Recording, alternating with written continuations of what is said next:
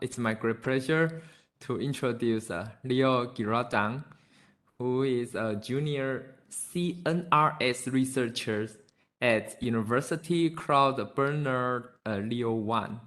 And I met him several years ago in France, and he's a very young and talented mathematician. And he has written a lot of interesting papers, and his researches include reaction-diffusion equations and some mathematical models, especially for population dynamics. And he also interested in propagation phenomena like spreading speed, traveling wave solution, and generalization of these notions. Anyway, so we are very happy to have him, and let's welcome him. Thank you very much, Shanghong. Okay, so today I'm going to talk about non-local pooling in one-dimensional reaction-diffusion equations. First, I will do let's say a wide overview of the state of the art, and then I will present a work in progress with some colleagues. As an introduction, I first want to recall some very classical spreading results for one-dimensional reaction diffusion. The first one is, of course, for the Fisher-KPP equation. So you have this PDE, parabolic PDE, time derivative minus one-dimensional Laplacian, that is equal to some reaction term f of u. And in the Fisher-KPP case, f of u is r times u times 1 minus u. So this means that the steady state 0 is unstable and the steady state 1 is stable.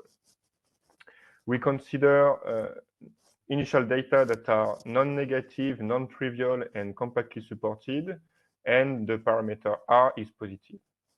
And the very classical result, here I cite Hanson and Weinberger's paper from 1975, but it actually goes back to the Kolmogorov, Petrovsky, Piskunov paper from 1937. The classical result says that there exists a well-defined spreading speed that is denoted C star, and C star is actually equal to 2 square root of r, that is 2 square root of the derivative of f at 0. And it is characterized as in this way here. So it's the supremum of all speeds, such that if you move in a moving frame slower than this speed, you see 1 identically. And if you move faster than this, you see 0. So C star is typically the speed at which the transition between 0 and 1 occurs.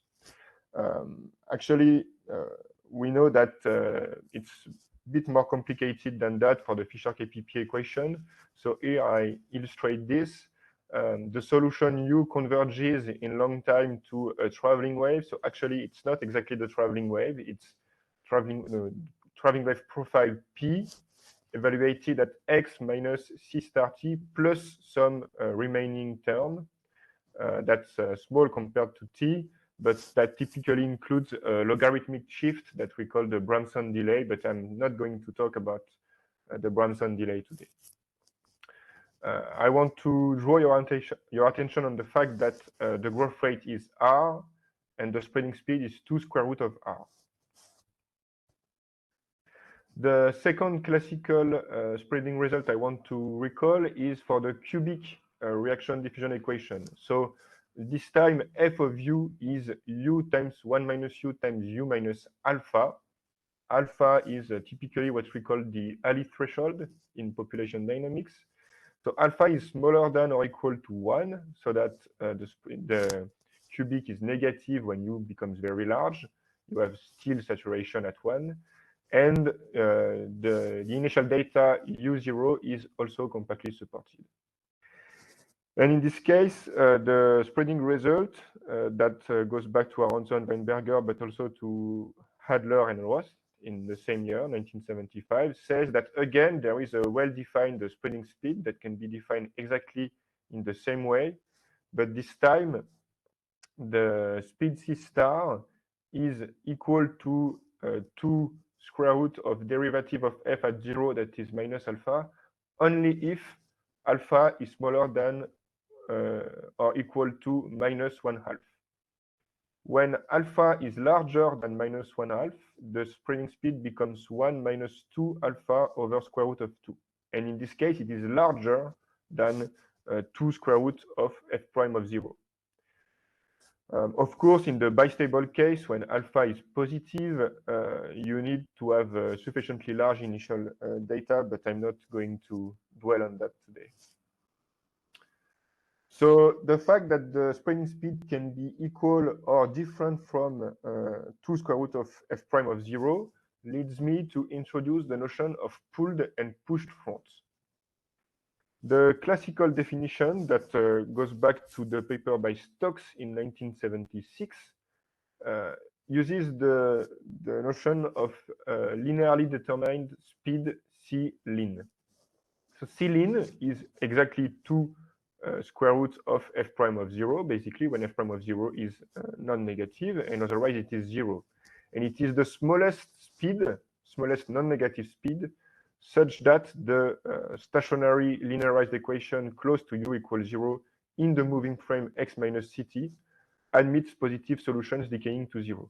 So you can see that the equation here, minus p second minus cp prime equal f prime of 0p, is just an autonomous linear second order ODE in R that you can solve explicitly, and it admits solutions that are linear combinations of exponential or sine and cosine. So basically, you look at the situation where you have exponential solutions. And this gives the condition C larger than or equal to 2 square root of f prime of 0. And so we say that a front is pulled if the spreading speed C star is equal to C lin, and otherwise it is pushed. And when it is pushed, the spreading speed C star is larger than C lin. It cannot be smaller. Sorry, and do you consider C star is smaller than C lin? Always. Smaller. Always, because of the second order ODE that is written here, you can verify that if C is smaller than C lin, you cannot have non-negative solutions. And Okay. we are interested in population dynamics, in population densities. Population densities are non-negative, so we only consider non-negative solutions. Solutions are not allowed to change sign. Okay, so fronts can be pulled if their spreading speed is linearly determined or pushed. There is a more recent equivalent definition that uses inside dynamics, and that comes from a paper by Jimmy Garnier, Thomas Giletti, that will be your speaker in a forthcoming session, François Hamel, and Lionel Roch in a paper of 2012. So what do you do? It's a bit complicated to write formally, but the picture is very telling in my opinion. You take an initial datum that is equal to the traveling wave, to the critical speed traveling wave.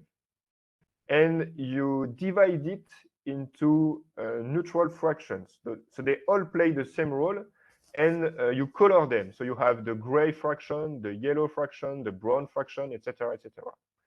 And you follow individuals and according to their color. So you let the solution evolve in time, and you follow the colors of individuals. So you can really think of this as a kind of experimental setting where you paint individuals initially, and then you follow them full time. In the case of a pulled front, what you find after some time is that only individuals that were at the very tip of the edge initially, so the blue individuals, form the wave. So the wave is formed by individuals on the right. Whereas in pushed fronts, all individuals matter, and in the long-time traveling wave, you find a mix of colors. So this can be written in a very formal and rigorous way. And it turns out that for the classical reaction diffusion in homogeneous environments, the two definitions coincide. I'm going to present one very simple proof in the case of pooling in order to make things clear, because next I will introduce more complicated notions and it will be impossible for me to present the proofs because they are too difficult. So in the simple case of the Fisher-KPP equation, how do you prove that the spreading speed C star is equal to 2 square root of f prime of 0? How do you prove that the front is pooled? So you consider the linearized equation in the stationary case. So it's the second order of ODE that I wrote before, minus dp second minus cp prime equal rp. Let me just emphasize that in this proof, I will use a diffusion rate d that's positive, but in the rest of the talk, d is 1. It's just so that you can see how d appears in the formula in the end. So you have the second order ODE, you solve it with exponential solutions, and you find a dispersion relation that's d mu squared plus c mu plus r equals 0. And mu is real if and only if c is larger than 2 square root of rd. So basically, if c squared is larger than or equal to 4rd. It's very simple, just second order ODE. And then when c is larger than or equal to 2 square root of rd, the coefficient mu is negative, so you have exponentially decaying solutions, and this tells you at this point that the linearly determined speed is 2 square root of rd.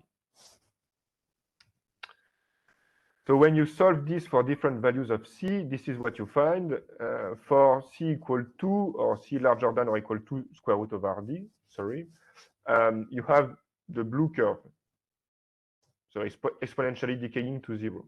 And when c is smaller, you have product of exponentials and sine and cosine. So you have this kind of red curve that changes sign. And you can use these solutions to end the proof, actually. So this is what you do. You truncate them appropriately. So the blue one, you truncate it at 1, and the red one, you truncate it at 0. And you use these basic blocks to construct super and sub solutions. So the blue one gives you a super solution that moves at a speed larger than or equal to square root of rd. The red one gives you a sub solution that moves at a speed smaller than or equal to strictly smaller than 2 square root of rd. So then you verify that these are indeed super and sub solutions.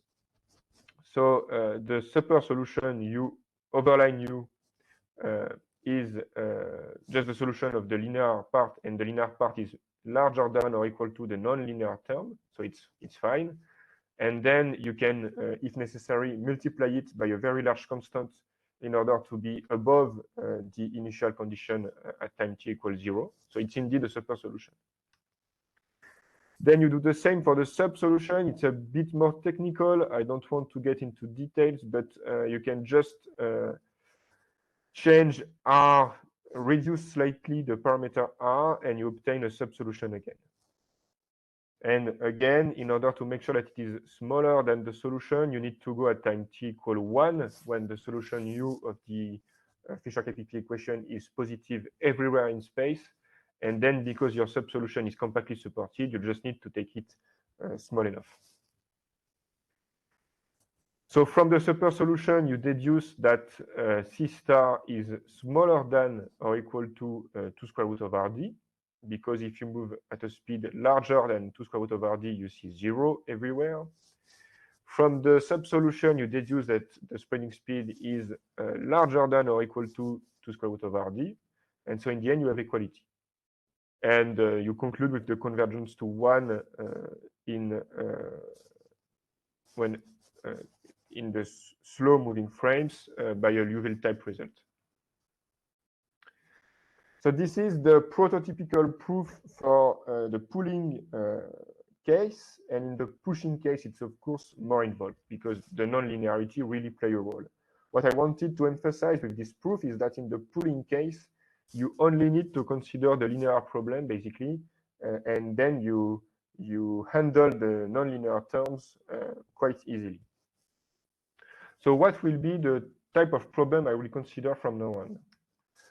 I will consider a perturbation of the classical Fisher-KPP case. So you take the growth rate R and you perturbate it at some point with a kind of maybe a compactly supported perturbation like I represent here. And then this perturbation can move at a speed C heterogeneity, so C hat. So you have a traveling heterogeneity. How does this influence the spreading speed? Is the spreading speed still well defined? First question. And if so, what is its value?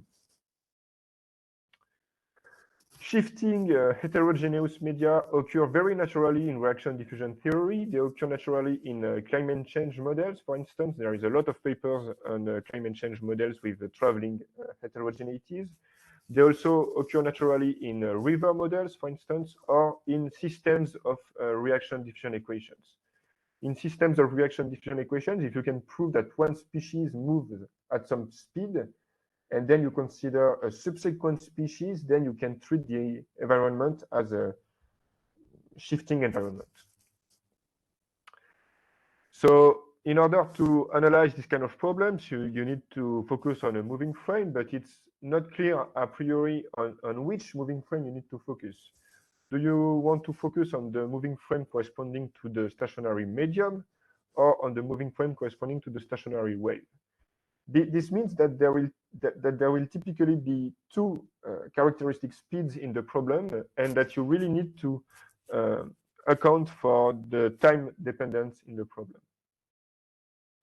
So today I'm going to focus on bounded perturbations, bounded in infinity, that may not be necessarily compactly supported, but that preserve the positivity of the growth rate. So I can perturb the growth rate R, but it remains positive. When it becomes negative, it's a whole other story with extinction possibilities and many papers, and I'm not going to talk about that. So what do we know about traveling heterogeneities that preserve positivity? I'm going to present first the simplest case. The simplest case is when you have two values for your growth rate, R1 on the left and R2 on the right, and the transition is discontinuous, it's piecewise constant, and it moves at a constant speed C hat. So what occurs in this case? If C hat is so of course, towards the left, there is no problem because the heterogeneity moves towards the right. So towards the left, you expect that the spreading speed is 2 square root of R1. It's classical. And I'm not going to detail that. When the speed of the heterogeneity is small, let's say it's 0. If the speed is 0, then the perturbation is compactly supported in space and in time, sorry. So it does not move in time. And we have very classical results, for instance, in a paper by Henri Baestiquier and Léo Girardin, explaining that if perturbations are compactly supported in space or in time, then they do not matter, and you only need to consider the growth rate at infinity. So if C hat is 0, the spreading speed towards the right is 2 square root of R2, and actually this remains true if C hat is sufficiently small. But how small can it be? That's one of the questions I will address. On the contrary, if C hat is very large, then the population only sees R1 everywhere because R2 is too far on the right. And so you expect the spreading speed to be 2 square root of R1. But C hat needs to be very large for this. And again, how large can it be? And that's one of the questions I will address. And also, what happens in between? If C hat has intermediate values, what spreading speed will you find? It turns out that it's necessary to distinguish the decreasing case and the increasing case. So in the decreasing case, R1 is larger than R2. What you find is that in between, you have what we call the locking phenomenon. So if C hat is small again, and so it needs to be smaller than 2 square root of R2, the spreading speed is 2 square root of R2. If C hat is larger than 2 square root of R1, the spreading speed is 2 square root of R1. And in between, the spreading speed is exactly equal to the speed of the heterogeneity. Sorry. So what this means is that if the speed of the heterogeneity takes intermediate values, the front will lock at the position of the environmental interface. This is illustrated on this figure. So you have the growth rate in blue with the two values R1 and R2 moving at speed c hat.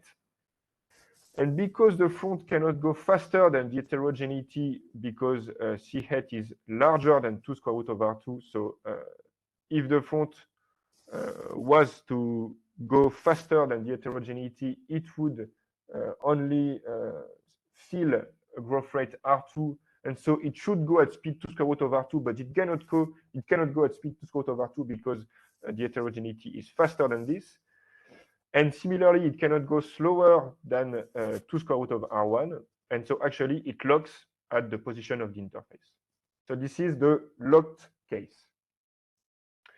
You can illustrate it like this. So in the tx plane, so you have time in the abscissa and x on the ordinates.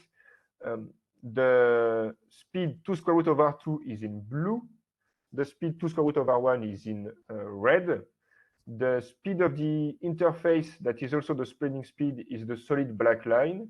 And in gray, you have the area where R is equal to R1 and U is close to 1. And in white, the area where R is equal to R2 and U is close to 0.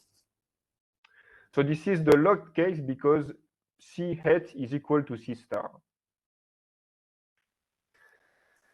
This gives this kind of graphs for the spreading speed C star as a function of C hat. So again, if C hat is smaller than 2 square root of R2, you find C star equal to square root of R2.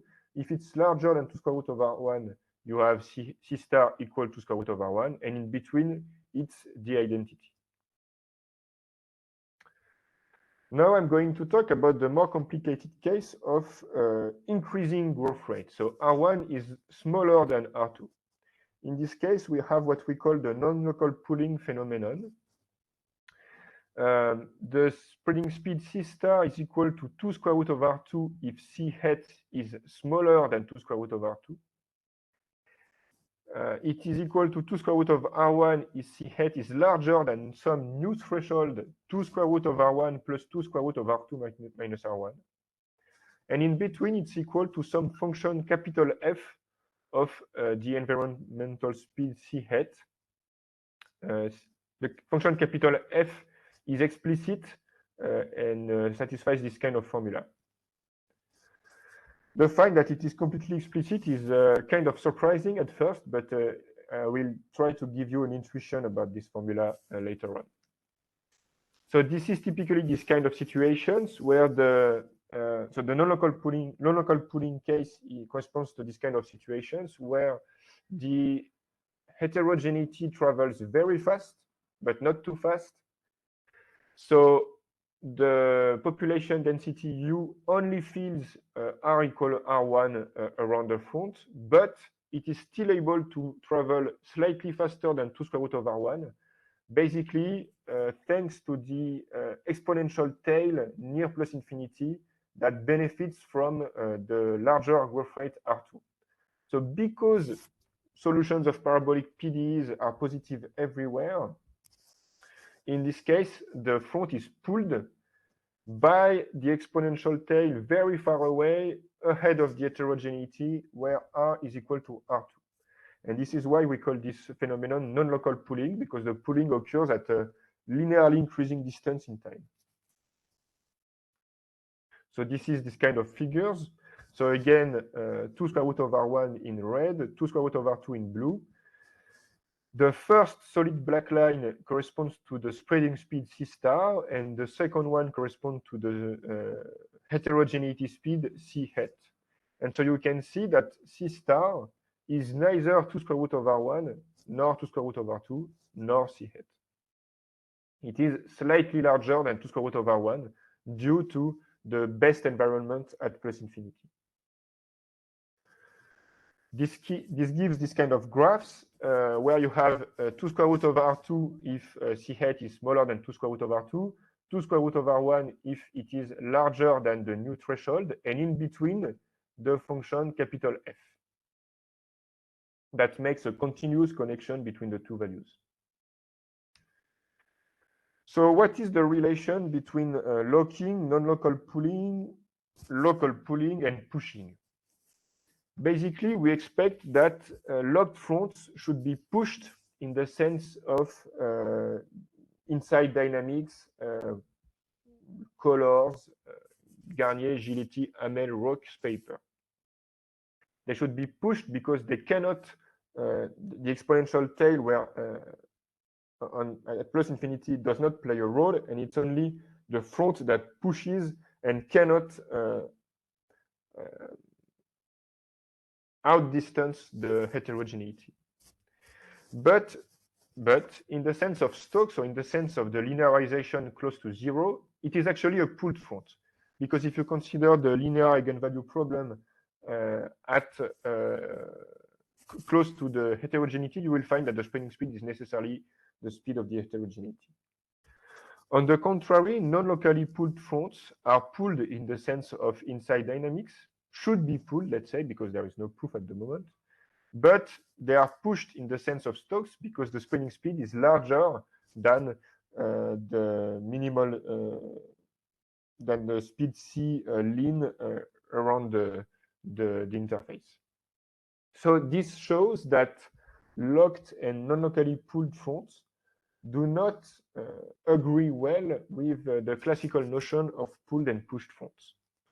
And actually, in a paper by Matt Holzer and Arndt Schill from 2014, they identified this kind of phenomena, and they wrote this very nice sentence that I just copy-pasted here because it's so nice. So whatever the case may be, and we admit that insisting on such a classification is somewhat pedantic, we see that novel modes of invasion exist.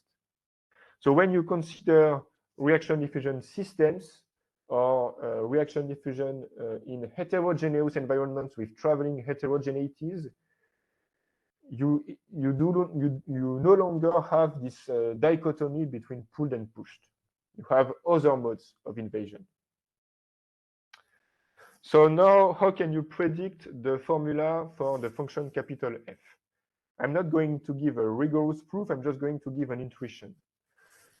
So you make a change of variable in order to go in the moving frame, moving at speed c hat. So this introduces this advection term minus c hat dyu. And in this case, the heterogeneity does not travel anymore. Then you make an educated guess that when y is negative, so on the left, u should converge to a traveling wave with speed c star, with some speed c star. That should be larger than 2 square root over 1. Because you know that the heterogeneity travels much faster than the front itself. So you expect that the front should converge to some kind of traveling wave. And we know that traveling waves have exponential decay. So you can assume that on the left, you will have an exponential decay like this. So e to the minus mu times y minus c star minus c hat t. You have an explicit formula for mu that comes from the second order ODE that I presented at the very beginning of the talk, and that is solution of this dispersion relation. And you make another educated guess ahead of the heterogeneity that since u is very small, you can neglect the quadratic term, and u behaves like the linear equation, and so it's basically a kind of heat equation, and so you can have an explicit formula for this. And That's then a question. Can I yes. ask a question? So now in your change of variable, r is a function of y, but now your Yes. u is a function of x minus or y plus c hat t. There's a forward delay. And how do you study this phenomena? It's a delay equation, right? Or it's a autonomous or? So it's not a delayed equation because you just, so the original function u was a function of t and x, and this new function u is a function of t and y. Yes. So y is x minus c hat t, but when you do the calculations for the change of variables, it just introduces this new advection term. So And there what is is no what's the delay. argument of u? U is u of y x t y or t x minus c theta t. I mean, can you write down the argument or explain the argument of u? U is a function of t and y. Ah, okay. So Interesting. there is no time dependency in the equation anymore, because the original time dependency was in R only. It was R of x minus c hat t, and Yeah. x minus c hat t is exactly y, is y. So Ah, I so see. there I is, see. So okay, now you choose a c theta as your moving frame. There's no yes, different. Okay, okay. I see. yes. Thank you. Thank you. So I change the moving frame, and now I follow the heterogeneity. So in the moving frame corresponding to the heterogeneity, the environment does not change in time. The environment is just space dependent. But this new space is in the variable y. Thank you. Okay. So now we have these two, let's say, ansatz on the left of the interface and on the right. And what do? We just match them. So you want the solution to be continuous at y equals 0. And when you write the continuity condition and you make some very easy calculations, and you assume that the spreading speed should be continuous when c hat is equal to 2 square root of R2, so that you can eliminate one branch of solutions. And then you can invert the formula, and you precisely obtain in the end that c star is equal to this new function, capital F of the heterogeneity. So the calculation is actually quite simple, and it explains when we find a simple formula for the function f. There is no miracle here, just matching asymptotics at y equals 0. But it turns out that, let me just emphasize that it's not so trivial to find the correct ansatz and to make the correct matching asymptotics. And actually, people before made mistakes. So that's what I'm going to try to explain now. So what do we know? When did the study of non-local pooling start? As far as I know, it started in a paper, in a biology paper in the journal Genetics in 2014, where Venegas, Ortiz, Allen, and Evans studied a simple PDE model for horizontally transmitted hitchhiking traits. So you have two populations, two subpopulations, let's say one population U plus V, W, and two subpopulations U and V. U carry some trait, let's say some disease or some gene or whatever, some trait. And V does not carry the trait. The transmission of the trait between U and V occurs when U and V meet. So that's the quadratic terms gamma UV. So when U and V meet, people from the non-carrying population V go in the carrying population U. So it's kind of disease, if you want. And then carriers naturally get rid of the trait at a rate beta, and so that's the term beta U. You can slightly transform the system by looking at an equation satisfied by the total population W, and if you do so, you find that W satisfies a very classical KPP equation, and U satisfies actually an equation that looks like the one I presented before. So it's a Fisher KPP equation, but with a heterogeneous growth rate, 1 minus beta minus 1 minus gamma W. This function y minus beta minus 1 minus gamma W is equal to gamma minus beta on the left, very far on the left, and to 1 minus beta very far on the right. So what do you know about this system? The population W satisfies the very simple Fisher KPP equation. So of course it travels at speed 2 square root of 1, let's say. And U fills R2 very far on the right, R1 very far on the left. So it's a non-local pooling case. And actually, this paper was the first to identify the phenomenon of non-local pooling, when beta is smaller than gamma is smaller than 1. But this is very interesting because they are not mathematicians, but let's say theoretical biologists. They made errors in the calculations of the spreading speed for the population U. So they predicted correctly the phenomenon of non-local pooling, but they had a mistake in their calculation of the speed. The same year, actually, there is this paper by Holzer and Schill that I already talked about before that was published. In this paper, the system was even more simple, was even simpler. So for the population U, you have the Fisher-KPP equation again. It's a completely ad hoc system. It does not correspond to any kind of biological or physical reality. It's just a mathematical system to make nice theorems. So you have the population U that satisfies Fisher-KPP equation and the population V that satisfies this kind of equation. So again, we know that U travels at speed 2 and that V will fill a heterogeneous environment traveling at speed 2. And then what did Holzer and Schill find? They found that so the speed of V will be 2 if some principal eigenvalue that I will explain later on is positive, and it's the locked case. And they proved the locked case by a dynamical system approach. On the contrary, they proved the non-local pooling of V if the principal eigenvalue is negative, but not too negative, so larger than some critical value lambda crit. And to prove this, they used super and sub solution because this system is actually cooperative. And then they claimed, and it's easily proved actually, that the spreading speed of V will be exactly the Fisher-KPP speed, associated speed, if the principal eigenvalue is negative and smaller than the critical value. So again, you have local pooling, non-local pooling, and locking. And this is, as far as I know, the first rigorous paper on this kind of phenomena.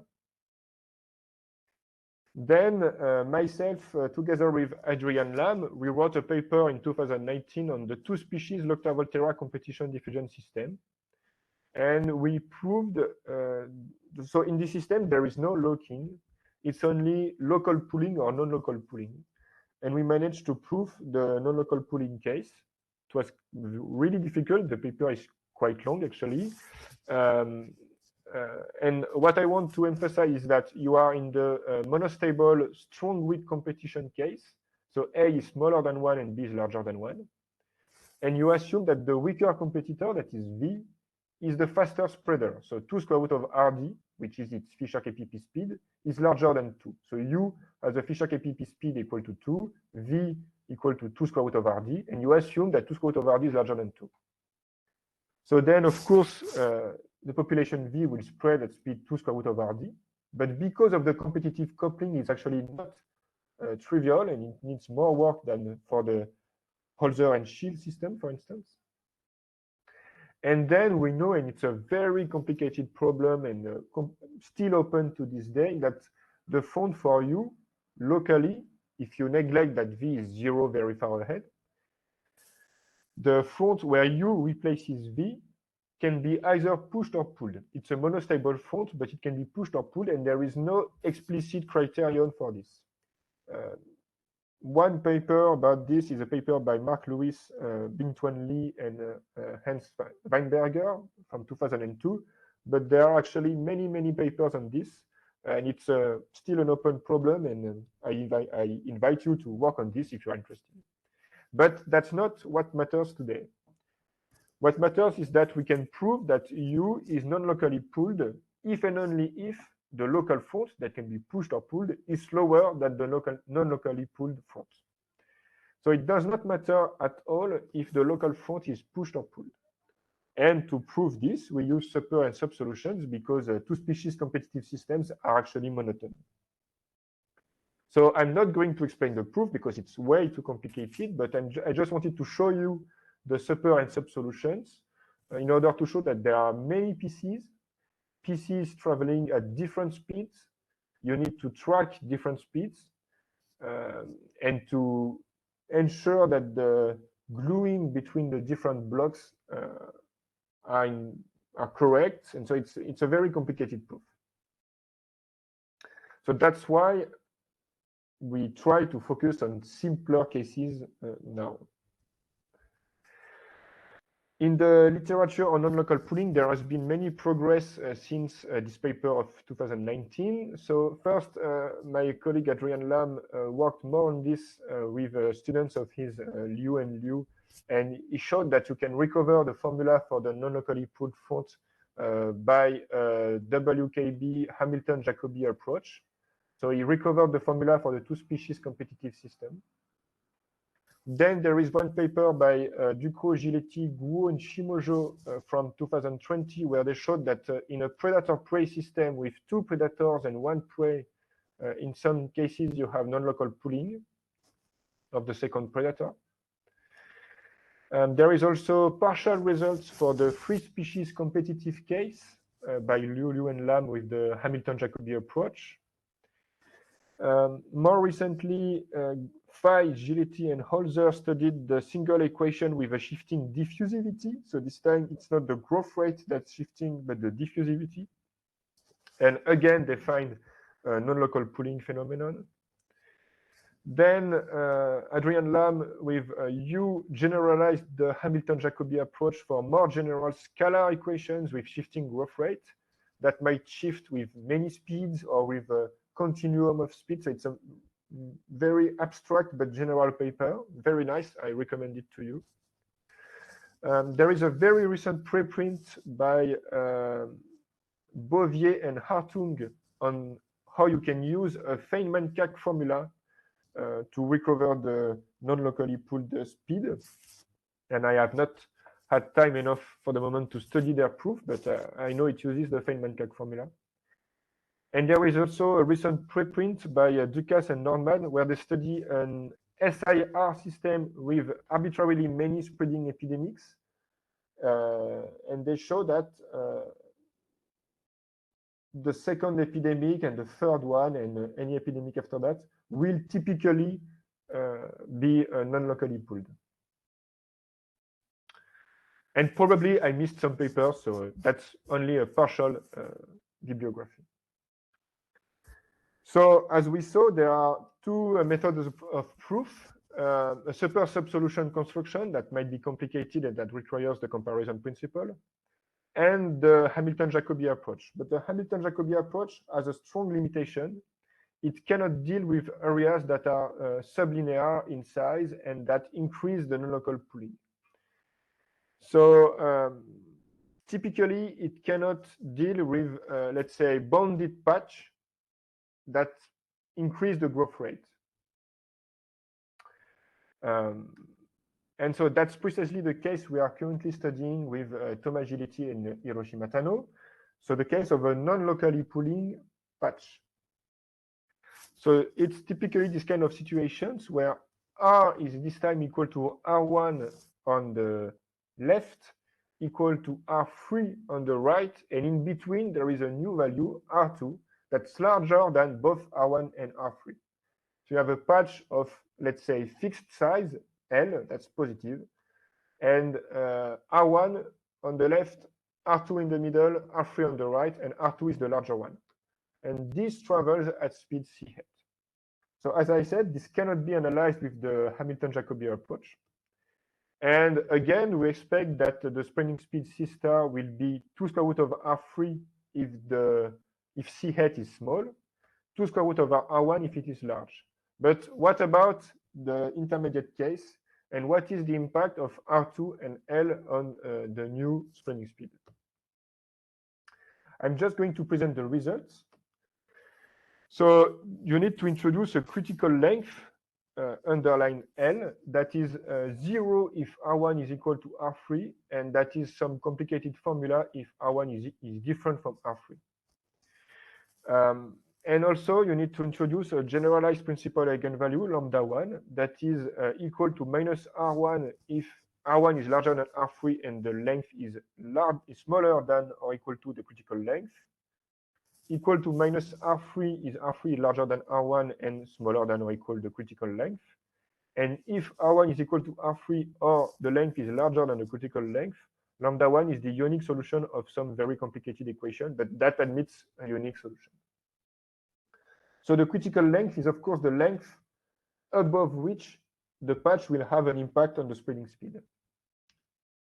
So this is the main result that we are able to prove. You have both locking and non-local pooling in between. So if the speed is smaller than 2 square root of R3, it's 2 square root of R3. If it's larger than the new threshold that depends on lambda 1, it's equal to 2 minus of R1. And in between, you have locking and then non-local pooling. The formula for the non-local pooling is the same as before, but now you have lambda 1 in it.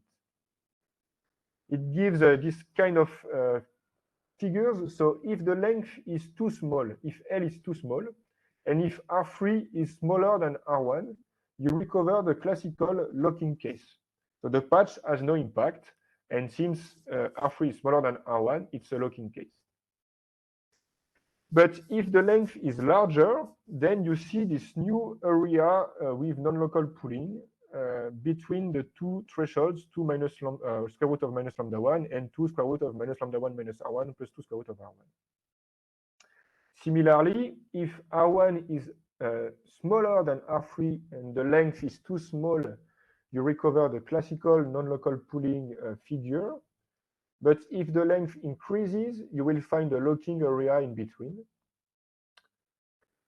And when R1 is equal to R3, because the critical length is always 0, you always have a figure like this with locking and non-local pooling.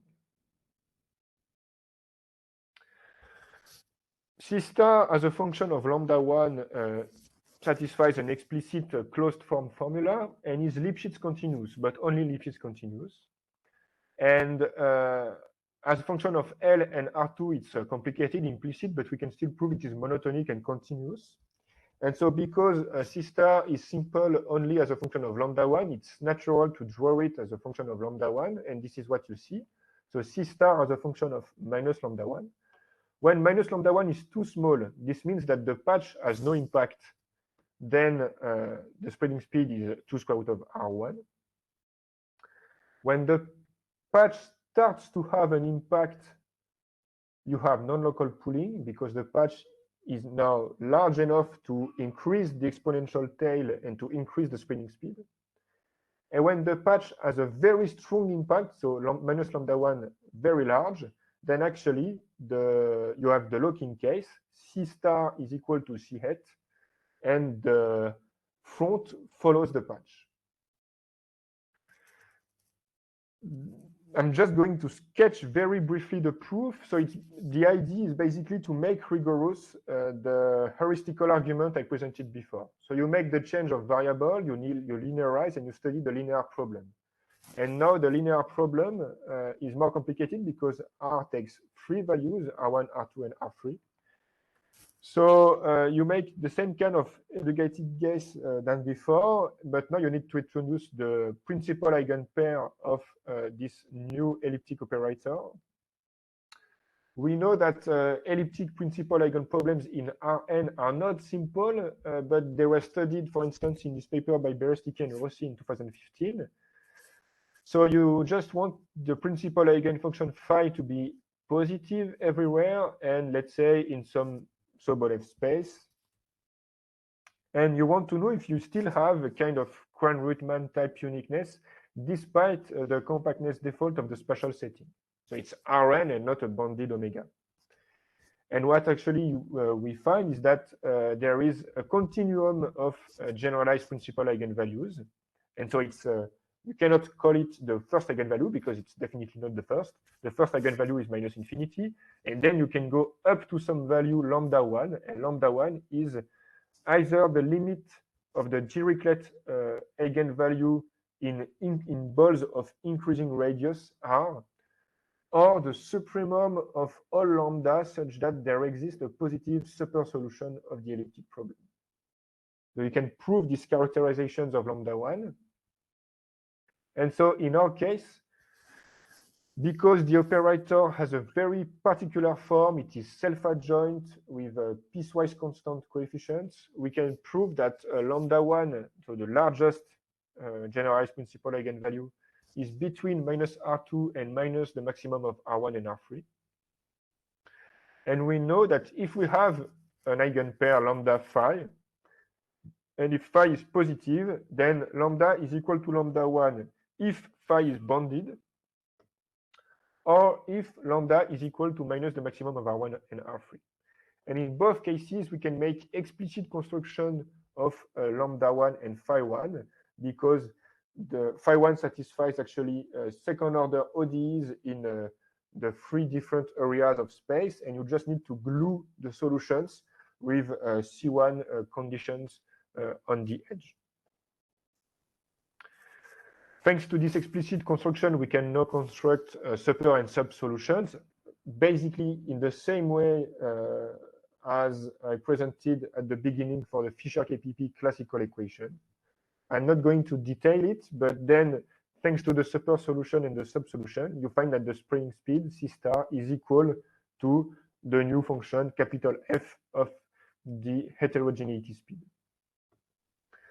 So this is for the non-locally pooled case, and outside for the locked case, the locally pooled case, you make more standard super and sub solutions, and it still works. As a conclusion, so we know that there is this pooled versus pushed dichotomy in homogeneous media, but we also see that there are new regimes in shifting media. Shifting media can be climate change, rivers, or systems. And in shifting media, you can have locked fronts or non-locally pooled fronts. Non-local pooling is an active research topic since 2014. And we have, and that's very striking fact, explicit formula for the non-locally pooled speed. There are two well-known methods of proof, super and sub solutions on one hand, Hamilton-Jacobi on the other hand, with pros and cons.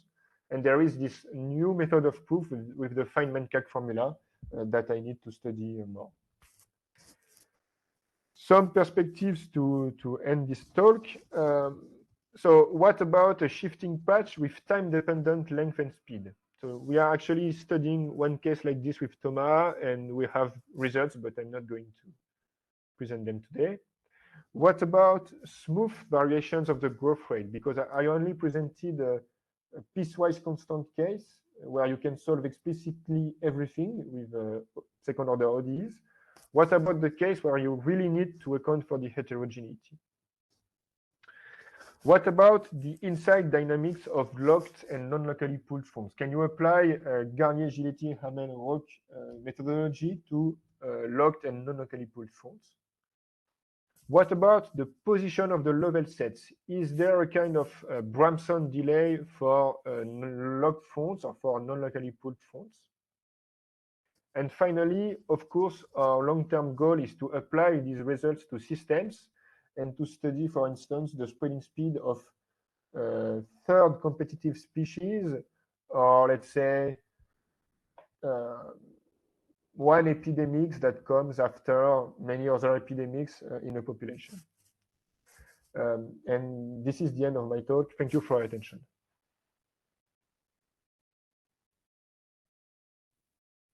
Okay, thank you. Thank you so much for your interesting talk.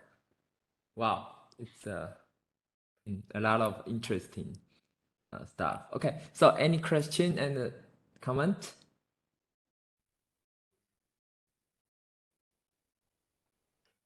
Maybe let me start. I have a question. So at the beginning, you mentioned the KPP and also the cubic nonlinearity, the bistable one. And how about, have you applied your, find any results on the bistable case? So not at the moment, but for various reasons, I expect that the bistable equation, bistable fronts cannot be non-locally pooled. One of the reasons is that we know that for bistable traveling waves, there is a unique speed. Yes. So basically, if you just place yourself in the moving frame where the transition, where the front occurs, you know that after some very long time, you will converge to the traveling wave, and the traveling wave has a unique speed. So you cannot increase the speed by non-local pooling. That's a guess. I'm not sure yet, but that's conjecture. So you are saying the heterogeneous speed cannot induce instability of the original traveling wave. Yes. The stability is very strong. I see. Yeah. Yeah. Okay. Bistable fronts are very stable, whereas monostable fronts are not so stable, and you can typically increase their speed by this kind of heterogeneities. Thank you. Okay, good. Any other question?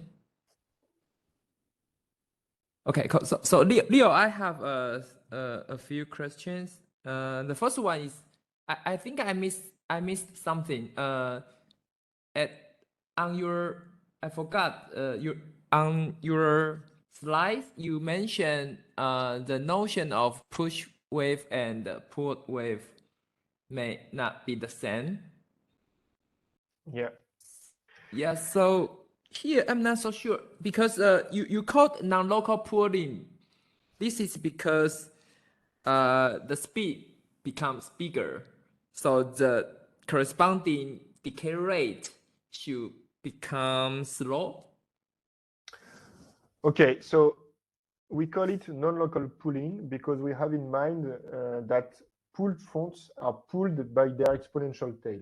The only thing that matters in a pooled front is what happens at plus infinity for the linear equation. And of course, this is what happens for non-locally pooled fronts.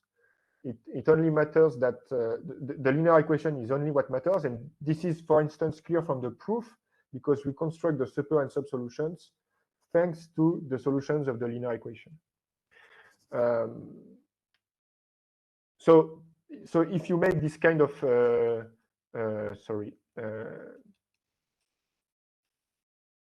this kind of figures, you expect that you will be in the first situation. So after some very long time, you will only find blue individuals because blue individuals are the ones that can benefit from the larger growth rate at plus infinity. So the blue individuals are the ones that are non-locally pooled, and so they will form the wave. So in this sense, it's a pooled front. Okay. But on the contrary, if you follow Stokes' definition that a front is pooled if and only if its speed is equal to 2 square root of f prime of 0, then non-locally pooled fronts are not pooled. They are pushed. Okay, thank you. Yeah, okay. And actually, you can expect that, let's say, in the moving frame where the transition between u equals 0 and u equals 1 occurs, if you follow the front at speed c star, you will find that you converge to a supercritical traveling wave. So the speed is larger. Thank you. And then my second question is about your critical length.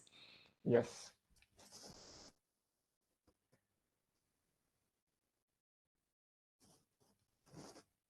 So you calculate your critical length as, so it could be 0 when R1 equals to R3. Yes, it's amazing. It's why? But it's strange, amazing, but it's not the. it's one of the most interesting results I think in this study. I'm still amazed by it because it means that if you take R1 equal to R3 and a patch, the patch can be as small as you want. It can have a very small R2 and a very small L, so a very small length and very small height. And however small it may be, it will always increase the speed. That's really amazing for me because it means that, for instance, you can apply this kind of results in many systems, for instance, in many reaction diffusion systems, and you will find that because of, let's say, transition regions between one species and another, the third species that comes after will always have an increased speed. So that's kind of amazing for me. And mathematically, why is the critical length 0 in this case? That's basically because you can always solve the complicated equation that's at the bottom here. That's the cotangent of L times the square root of R2 plus R1, etc. You can always solve it if R1 is equal to R3 and L is small. Okay. Yeah. So you see that the formula defining the critical length involves the inverse of the cotangent function, and the cotangent function appears in the formula defining lambda 1. So of course, when you calculate lambda 1, you find the condition on L, and this is the critical length. But actually, there is no condition when R3 is equal to R1. And that's like, you can see that the formula on the right-hand side here is symmetric with respect to R1 and R3. R1 and R3 play the same role. So of course, if R1 is equal to R3, some simplifications occur, and then you can solve the system completely. But that's still the kind of algebraic miracle, in my opinion. Okay. Thank you. Yeah, very interesting. Yeah. Okay. So any other question or comment? I have another one. Please. Hi. So I am interested in the tail at this positive infinity triggered by 0. Now suppose this 0 has a center instability. Like you replace your linearity by u2 u squared 1 minus u. Is your result different? Now you have an algebraic decay, say. Not exponential, but algebraic. Then what happened to your analysis? I understand. So I am not sure. We did not look at this for the moment. We only looked at the simple case of the Fisher-KPP equation. If you have monostable equations with, let's say, pushed fronts, so u squared times 1 minus u, for instance, Yes. the situation might be more subtle. But however, I still think that some things will work because, okay, let me show you again one slide.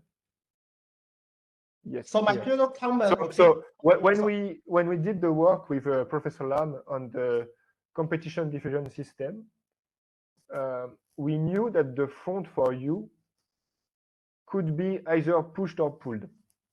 And actually, in the proof, the fact that this front is pushed or pulled, so that the spring speed is equal to 2 square root of f prime of 0 or not, does not matter. You only need to look at the maximum between the speed of Lewis, Lee, and Weisberger and the speed of the non-local pooling. And the maximal speed is the one that wins. But the fact that the not non-locally pooled speed is pushed or pulled actually does not matter. So I think that you probably could do the same kind of proofs for an equation like u squared times 1 minus u. But that's just a conjecture. Okay, thank you. Yeah. Okay. Okay, I think no question. Okay, I think let's think of the speaker again. Hello. Yeah. Oh, sorry. Jason has a question. Jason. Sorry. So, thank you for your talk. So, my question may be simple because what's the insight to distinguish pull from the push front? So, it looks determined by the linear determinacy of the traveling speed. So why one is affect all the let's see, maybe in your slide. One is only leading individual, another is all the individual. Okay, it's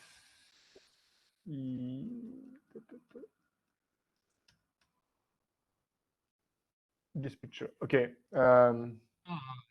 So what happens? What happens is that for a pooled front, the growth rate of the population is maximal at 0, at u equals 0. So the individuals that have the best growth are the blue individuals.